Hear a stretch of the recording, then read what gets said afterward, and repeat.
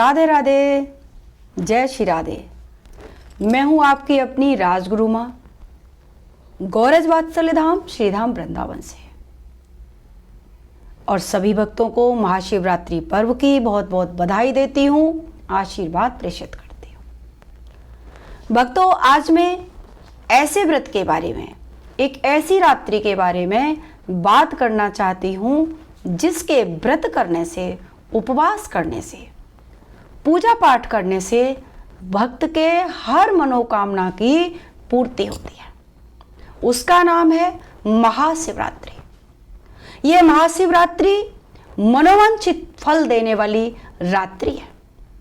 महाशिवरात्रि साधना का परम दुर्लभ योग है, जिसमें उपवास व रात्रि जागरण कर उपासना करने वाले पर भगवत कृपा बरसती है। शिव महापुराण में आता है कि महाशिवरात्रि का व्रत करोड़ों हत्याओं के पाप का नाश करने वाला व्रत है। माघ मास के कृष्ण पक्ष की चतुर्दशी की महानिशा में करोड़ों सूर्यों के तुल्य कांति वाले लिंग रूप आदिदेव शिव प्रकट हुए। शिव किसे कहते हैं? शिव अर्थात कल्याणकारी और लिंग अर्थात मूर्ति। शिवलिंग यानी कल्याणकारी परमात्मा का प्रतीक। इस दिन शिव भक्त को पूजा कैसे करनी चाहिए, व्रत कैसे करना चाहिए, आराधना कैसे करनी चाहिए, आइए हम इस पर भी चर्चा करें। भक्त को चाहिए कि इस दिन मिट्टी के घड़े में पानी भरे, मिट्टी के घड़े में पानी भरकर उसमें आग डाले, धतूरे के फूल डाले और बेल पत्ते डाले, दूध, चावल और बेल डालकर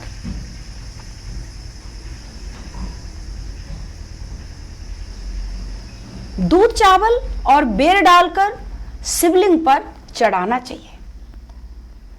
पंचामृत से अभिषेक भी करना चाहिए, स्वस्तिर वाचन करना चाहिए, गंगाजल अवश्य जल में मिलाना चाहिए और धूप दीप से आरती भी करनी चाहिए।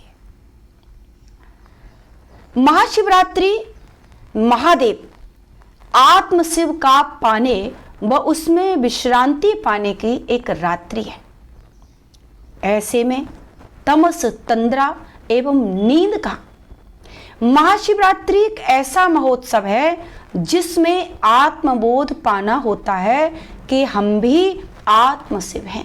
शिवोहम शिवोहम शिवोहम शिवोहम। महाशिवरात्रि को रात्रि जागरण करें, और रात्रि जागरण उपवास करने के पीछे भी एक तात्विक कारण है।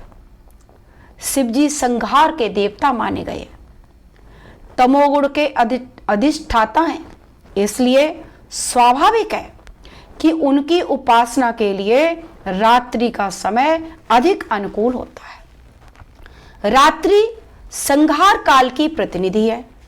रात्रि का आगमन होते ही, यानी जैसे ही रात्रि आती है, सबसे पहले प्रकाश का संहार होता है। पशु, पक्षी, मानव आदि सभी जीवों की कर्म चेष्टा का संहार होता है।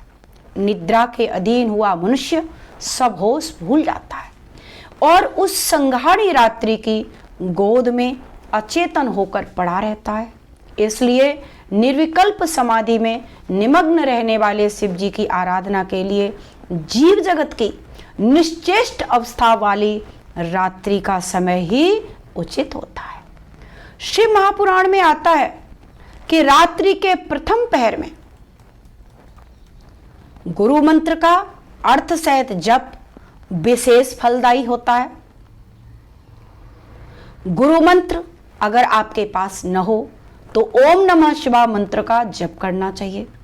दूसरे प्रहर में प्रथम प्रहर की अपेक्षा दुगना, तीसरे प्रहर में दूसरे से भी दुगना और चौथे में तीसरे से दुगना जप करना चाहिए।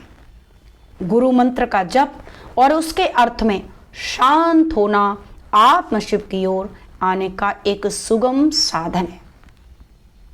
व्रत कैसे करें, क्या महत्व है? अन्न में एक प्रकार की मादकता होती है, ये सभी आप और हम जानते हैं, अनुभव किया है कि भोजन के बाद शरीर में आलस्य आता है।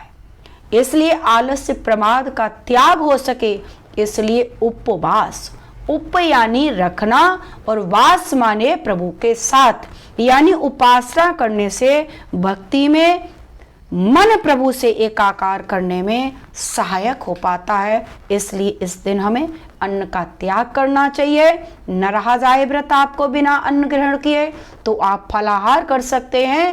और इस तरह से अगर आप विधि विधान से व्रत करते हैं, उपासना करते हैं, रात्रि जागरण करते हैं, धूप दीप से आरती करते हैं, अंत में क्षमा याचना मांगते हैं, तो निश्चित रूप से आपकी हर मनोकामना भोलेनाथ अवश्य पूरी करते हैं, क्योंकि वो करुणा के अवतार कहे गए हैं।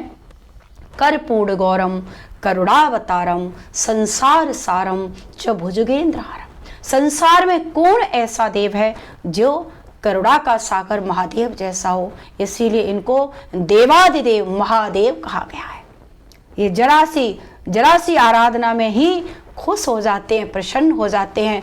तो इन्हें प्रसन्न करने के लिए श्री महादेव को, देवों के देव महादेव को प्रसन्न करने के लिए हम सबको शिवरात्रि का पर्व बड़ा उल्लास से मनाना चाहिए और विधि विधान से पूजा करके उपवास करना चाहिए, रात्रि जागरण करनी चाहिए। इससे भोलेनाथ की कृपा हम सब पर निरंतर बरसती रहे, ऐसा हम आप सबको आशीर्वाद देते हैं। और पुनः महाशिवरात्रि की आप सबको बधाई हो, बहुत बहुत आशीर्वाद।